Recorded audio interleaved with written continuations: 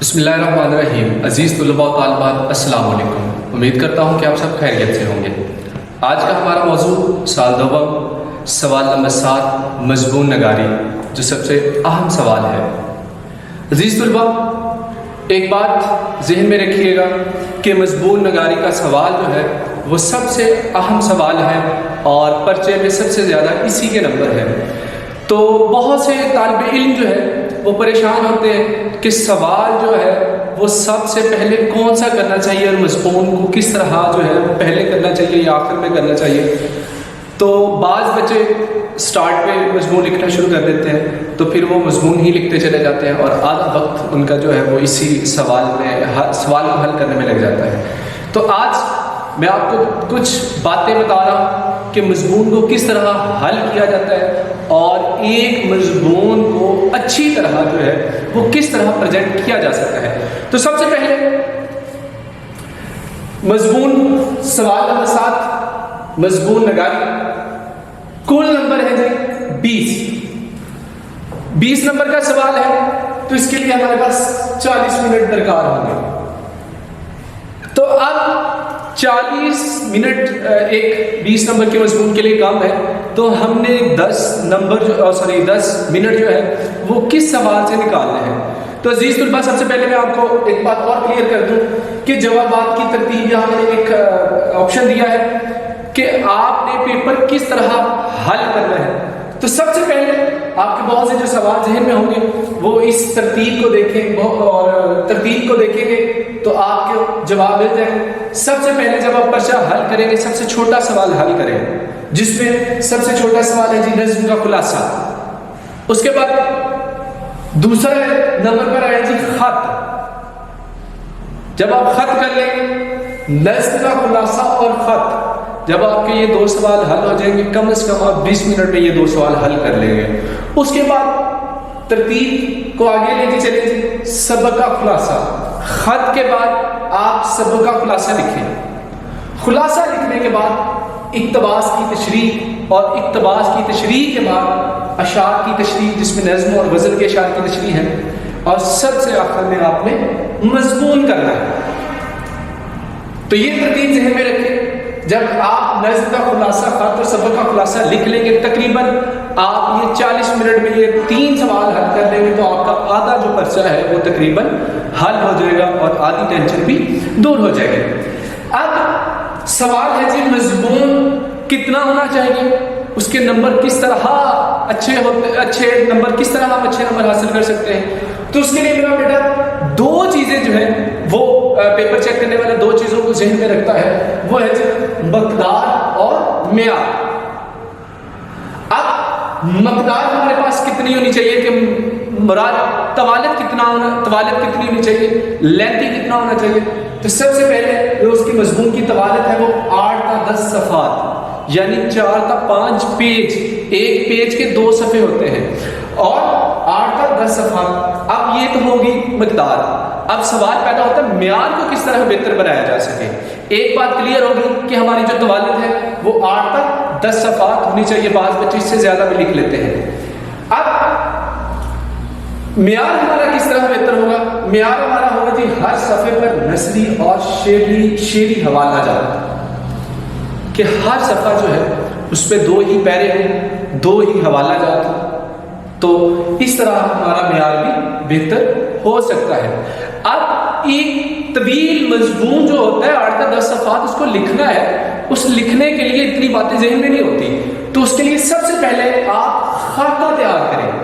خاکہ تیار کرنا، اب خاکہ تیار کرنے سے مراد کیا ہے؟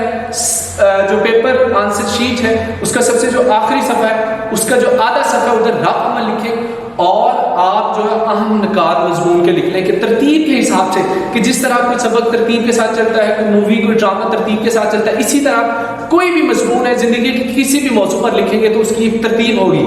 تو سب سے پہلے خاکہ تیار کریں۔ خاکہ تیار کرنے کے بعد مضمون کو کس طرح لکھنا ہے؟ پیراگراف کی صورت میں، کہ آپ ہر صفحے پہ جو ہے وہ پیراگراف بنائیں گے۔ اور کتنے پیراگراف بنائیں گے؟ ہر صفحے پہ 2 ہی پیراگراف ہوں گے، 2 ہی آپ کے حوالہ جات ہوں گے، ایک نثری حوالہ کر لیں، ایک شعری حوالہ کر لیں، یا دونوں نثری حوالے کر لیں یا دونوں شرعی حوالے کر لیں تو پھر بھی کام چل سکتا ہے اور آپ کا اچھا مضمون جو ہے وہ پریزنٹ ہو سکتا ہے۔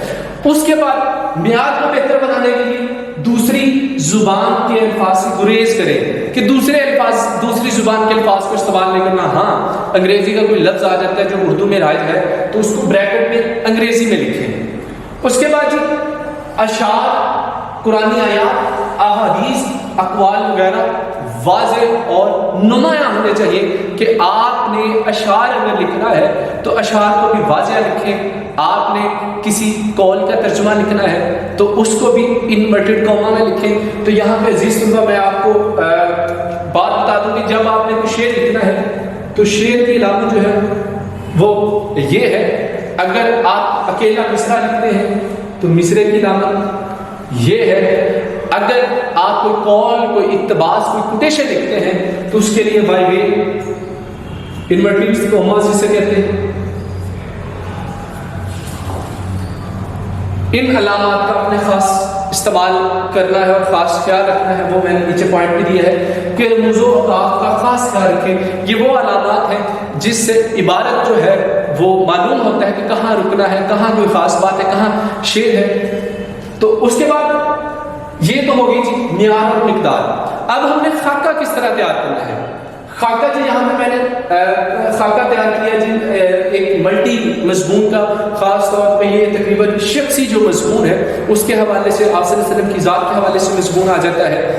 اس کے بعد قائد اعظم ہے، نامہ اقبال ہے، یا اس کے علاوہ وقت کی اہمیت ہے، تعلیم کی ضرورت اہمیت ہے، سائنس کے فائدے ہیں، اس کے بعد انٹرنیٹ کے فائدے ہیں، اس کے بعد جو ہے معاشرہ کی برائیاں ہیں۔ تو سب سے پہلے مضمون نگاری کے 3 حصوں میں ہم تقسیم کرتے ہیں جی۔ سب سے پہلے ابتدائیہ، پھر نفس مضمون اور پھر اختتامیہ۔ تو یہ خاکہ ہے جی، ان پوائنٹ کو آپ اس طرح خاکہ تیار کریں گے تو آپ ایک اچھا مضمون جو ہے وہ لکھ سکتے ہیں۔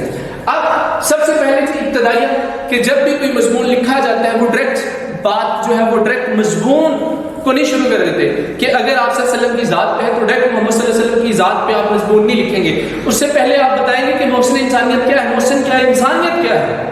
کہ سب سے پہلے موضوع کا تعارف، کہ جس موضوع پر لکھ رہے ہیں، ہاں موضوع کے تعارف سے یاد آیا کہ آپ کو ایک سوال نمبر 7 میں آپ کو 3 موضوع آنے ہیں اور 3 موضوع میں سب سے پہلے جو آپ نے کام کرنا ہے وہ موضوع کا انتخاب کرنا ہے۔ بعض دفعہ یوں ہی ہوتا ہے کہ تینوں مضمون آتے ہیں لیکن جیسے ہی ہم ایک مضمون سلیکٹ کر لیتے ہیں تو اس کے بعد ہم بیچ میں بھول جاتے ہیں۔ لہٰذا مضمون لکھنے سے پہلے ایک دفعہ عنوان کو ضرور دیکھ لیں کہ آپ کے پاس کس موضوع کے حوالے سے، کس مضمون کے حوالے سے زیادہ علم ہے، زیادہ الفاظوں کا ذخیرہ ہے، تو اس موضوع کا جو ہے وہ آپ انتخاب کریں۔ اب ابتدائیہ میں ہم نے کیا چیزیں لکھنی ہے جی؟ سب سے پہلے جی موضوع کا تعارف، کہ جس حوالے سے ہم مضمون لکھ رہے ہیں وہ موضوع کیا ہے، اس کا تعارف کیا ہے۔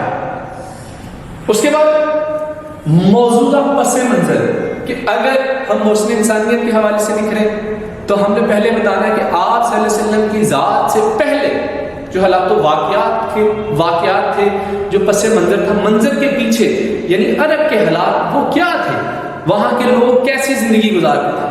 اس کے بعد موضوع کی ضرورت و اہمیت، کہ آپ صلی اللہ علیہ وسلم کی جو ذات ہے وہ ہمارے لیے کتنی اہم ہے، وہ موضوع جو ہے وہ ہمارے لیے کتنا اہم ہے۔ تو ابتدائیہ جو ہے وہ 3 میں نے یہاں پہ پوائنٹس دیے ہیں، تو اس کا مراد یہ ہے کہ 1.5 صفحہ جو ہے وہ آپ کا ابتدائیہ ہے۔ اور ایک بات یاد رکھیے گا کہ ابتدائیہ جو ہے آپ کا بالکل ایسا ہونا چاہیے کہ جو پیپر چیک کرنے والا اس کا دھیان جو ہے وہ مضمون کی طرف رائے ہو جائے۔ اس کے بعد نفس مضمون، جسے SDD کہتے ہیں انگریزی میں، سپورٹنگ ڈیٹیل، یہ ہر مضمون کی جو ہر موضوع کے لحاظ سے مختلف ہوتی ہیں، لیکن جو میں نے یہاں پہ دی ہیں وہ ہمارے جو بہت سے مضمون ہیں، شخصی مضمون جو ہے ان کو جو ہے وہ یہاں پہ پروف کرے گا۔ تو سب سے پہلے جب بھی ہم کسی شخصی حوالے سے مضمون لکھتے ہیں تو سب سے پہلے پیدائش آئے گا، کہ اگر آپ صلی اللہ علیہ وسلم کی ذات ہے، قائد اعظم ہے، علامہ اقبال ہے، یا اس کے علاوہ کوئی بھی موضوع ہے، تو اس سے پہلے ابتدائیہ جو ہے اس میں ہم نے موضوع کا تعارف، موضوع کا پس منظر، موضوع کی ضرورت و اہمیت دینی ہے، ڈائریکٹ پیدائش پہ نہیں لے آنا۔ جب ہم سپورٹنگ ڈیٹیلز درس مضمون لکھیں گے تو سب سے پہلے ایک چیز کی ابتدا ہے. ابتدا جو ہے وہ نیچے سے ہوتی ہے اور اوپر کو جاتی ہے، نہ کہ اوپر سے کوئی چیز نیچے سے آتی ہے. اب سب سے پہلے پیدائش ہے کہ کوئی چیز، کوئی انسان جو ہے آپ صلی اللہ علیہ وسلم کی ذات ہے، ان کی پیدائش کب ہوئی اور کہاں ہوئی. اس کے بعد پیدائش کے بعد والدین ہیں کہ پیدائش کے بعد والدین ہیں کہ والدین اس کو پیدا کرنے والی ذات جو ہے وہ رب کی ہے، لیکن ان کے والدین کا جو تعلق ہے وہ لکھیں گے ایک پیرے میں. والدین کے بعد ہر انسان کی جو ہے وہ تعلیم کا آغاز ہو جاتا ہے، اس میں ابتدائی تعلیم کا آغاز ہوگا. ابتدائی تعلیم کے بعد ہم بات کریں گے جی اعلیٰ تعلیم. اگر ہم آپ صلی اللہ علیہ وسلم کی ذات کی بات کریں تو ابتدائی تعلیم ان کی گھر سے ہی ہوئی تھی، اور اس کے بعد اعلیٰ تعلیم کا ایک پیرا بنائیں گے. اعلیٰ تعلیم کے بعد ہی ہم عملی زندگی کا آغاز کریں گے کہ کوئی بھی شخص ہے اس کی عملی زندگی کا آغاز کیسے ہوتا ہے. اب یہ اسٹیپ دیکھ لیں کہ پیدائش ہے، والدین ہے، ابتدائی تعلیم ہے، اعلیٰ تعلیم ہے اور عملی زندگی کا آغاز. جیسے ہی انسان عملی زندگی میں آتا ہے تو اسے بہت سی مشکلات کا سامنا کرنا پڑتا ہے. عملی زندگی کے بعد ابتدائی مشکلات کی بات کریں گے. اگر ہم آپ صلی اللہ علیہ وسلم کی ذات کی بات کریں تو آپ صلی اللہ علیہ وسلم نے جب زندگی کا آغاز کیا تو دین اسلام کی جب تبلیغ شروع کی تو آپ کو بہت سی مشکلات کا جو ہے وہ سامنا کرنا پڑا. پھر ابتدائی مشکلات کے بعد ابتدائی کامیابی کہ جیسی ہی مشکل ہوتی ہے، مشکل کے بعد آسانی بھی ہوتی ہے. تو ابتدائی کامیابی کے بعد کہ لوگ جو ہے وہ آپ صلی اللہ علیہ وسلم کی زبان پر یقین کرنے لگے اور چوری چھپکے جو ہے وہ اسلام قبول کرنے لگے. اس کے بعد دشمنوں سے رویہ. جب آپ ابتدا کامیابی مل گئی تو جو لوگ آپ کے مخالف تھے، جو آپ کے لیے مشکلات کریٹ کرتے تھے، پیدا کرتے تھے، وہی انسان کے لیے دشمن ہوتے ہیں. تو ان کے لیے دشمنوں سے رویہ کہ آپ صلی اللہ علیہ وسلم کا دشمنوں کے ساتھ رویہ کیسا تھا، ان کے ساتھ آپ صلی اللہ علیہ وسلم کا اخلاق کیسا تھا کہ وہ آپ صلی اللہ علیہ وسلم کے اخلاق ہی کی وجہ سے جو ہے وہ مسلمان ہونا شروع ہو گئے. اس کے بعد عدل و انصاف کہ اگر ہم آپ صلی اللہ علیہ وسلم کی ذات کی بات کریں تو عدل و انصاف وہ کیسے تھے کہ آپ صلی اللہ علیہ وسلم ایک دفعہ وہ واقعہ ہے مسجد نبوی میں بیٹھے تھے، کسی عورت نے چوری کی تو آپ نے اس کے ہاتھ کاٹنے کا حکم دیا. تو ایک صحابہ نے آپ صلی اللہ علیہ وسلم سے سفارش کی تو آپ صلی اللہ علیہ وسلم نے فرمایا کہ اگر میری بیٹی فاطمہ ہوتی تو میں اس کے لیے بھی یہی سزا مقرر کرتا. کہ عدل و انصاف سب کے لیے برابری، چاہے وہ غلام ہے، چاہے امیر ہے، چاہے غریب ہے، سب کے لیے جو مساوات ہے وہ برابر ہے. اس کے بعد جانوروں سے حسن سلوک کہ صرف انسانوں تک ہی عدل و انصاف نہیں ہے بلکہ جانوروں کے ساتھ بھی آپ صلی اللہ علیہ وسلم جو ہے وہ حسن سلوک سے پیش آتے تھے. آپ صلی اللہ علیہ وسلم جو ہر جانور کی جو ہے وہ زبان سمجھتے تھے. اس کے بعد عورت کا مقام کہ جیسے ہی آپ صلی اللہ علیہ وسلم اس دنیا میں آئے عورت کا کیا مقام تھا، لیکن آپ صلی اللہ علیہ وسلم کی تعلیمات کے بعد عورت کو، ماں کو کیا مقام دیا کہ ماں کے قدموں کے نیچے جنت رکھ دی اور بیٹی کو ایک باعث رحمت قرار دیا. اس کے بعد علم کی ضرورت اور اہمیت کہ ہمارے لیے علم کیا ہے، جاننا کیا ہے. کہ علم اصل میں کیا ہے، وہ واقعہ کہ جب جنگ کے قیدی پکڑے تھے ان کو اسی بنیاد پر آزاد کیا گیا تھا کہ وہ ایک مسلمان کو جو ہے پڑھائیں، اس کے بدلے میں ہم آپ کو آزادی دے دیں گے. کہ اس دور میں علم کا کیا فائدہ ہے، یعنی علم کی ضرورت اہمیت آپ صلی اللہ علیہ وسلم کے حوالے سے. اس کے بعد عہد کا اثرات کہ آپ صلی اللہ علیہ وسلم نے جو دین اسلام کی تبلیغ کی وہ صرف ایک علاقے یا ایک عہد پر اس کا کیا اثر ہوا. اس کے بعد مقام و مرتبہ کہ آپ صلی اللہ علیہ وسلم کا وہ مقام اور مرتبہ کیا تھا کہ آپ کل کائنات کا بادشاہ ہونے کے باوجود جو ہے وہ غریبوں کے ساتھ تھے، ہر ایک کے ساتھ تھے، آقا تھے، غلام تھے. آپ نے سب کے ساتھ برابری اور مساوات کے ساتھ جو ہے وہ زندگی گزاری. دور اثرات ایک ہوتا ہے عہد پر اثرات کہ 1 لاکھ تھا کہ آپ صلی اللہ علیہ وسلم نے دین اسلام کی جو تبلیغ ہے وہ شروع کی تو صرف مکے تک یا مدینے تک ہی آپ کی تبلیغ نہیں تھی بلکہ مکے اور مدینے سے نکل کر دوسرے علاقوں میں ٹرانسفر ہو گئی. کہ اگر کوئی برائی ہے، کوئی اچھائی ہے، وہ ایک علاقے تک محدود نہیں ہوتی، وہ دور تک اس کے اثرات ہوتے ہیں، وہ ایک علاقے سے دوسرے علاقے میں خود بخود ٹرانسفر ہو جاتی ہے. تو دور رس اثرات کے آپ صلی اللہ علیہ وسلم کی جو تعلیمات تھی، آپ صلی اللہ علیہ وسلم کا جو پیغام تھا، آپ صلی اللہ علیہ وسلم کی جو حیاتی تھی، اس کا دور تک کتنا اثر ہوا، کتنے علاقے بلکہ پوری دنیا میں آپ صلی اللہ علیہ وسلم نے دین اور اسلام کا نام جو ہے وہ روشن کیا.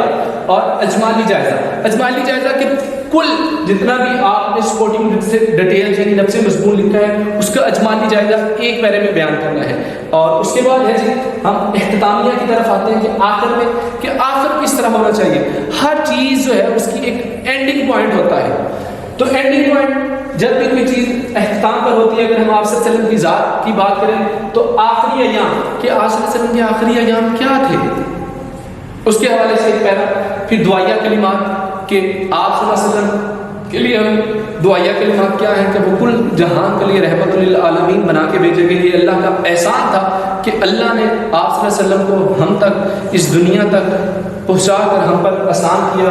اور اس کے بعد بہترین نمونہ کہ اگر ہم بحیثیت انسان, بحیثیت کوئی بھی کریکٹر ہے, کوئی استاد ہے, کوئی شاگرد ہے, کوئی جج ہے, کوئی آقا ہے, کوئی غلام ہے, کوئی بادشاہ ہے, کہ وہ کس طرح اپنی زندگی کو بہتر بنا سکتا ہے, تو اس کے لیے بہترین جو مثال ہے وہ آپ صلی اللہ علیہ وسلم کی ذات ہے.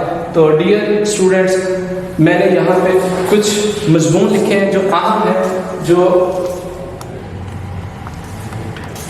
اس نفس مضمون اور اس ڈیٹیل کے حوالے سے پورے کرائیں گے کہ محسن انسانیت بھی ایک اہم مضمون ہے. اتحاد عالم اسلام جو ہے, تعلیم نسواں, والدین کا احترام اور ماحولیاتی آلودگی, یہ ایسے مضمون ہیں جو کرنٹ افیئر کے حوالے سے ہوتے ہیں. تو یہ مضمون جو ہے یہ ایسے مضمون ہیں کہ آپ کو ہر دفعہ یہ مضمون آ سکتے ہیں. تو عزیز طلباء, آپ جب بھی مضمون لکھیں تو یہی بات ذہن میں رکھیں کہ ہم نے مضمون کو کس طرح بہتر بنانا ہے, تو اس کے لیے یہ بہترین طریقہ آپ کے سامنے ہے. تو امید کرتا ہوں کہ آج کا لیکچر آپ کو اچھے سے سمجھ آ گیا ہوگا. اللہ حافظ.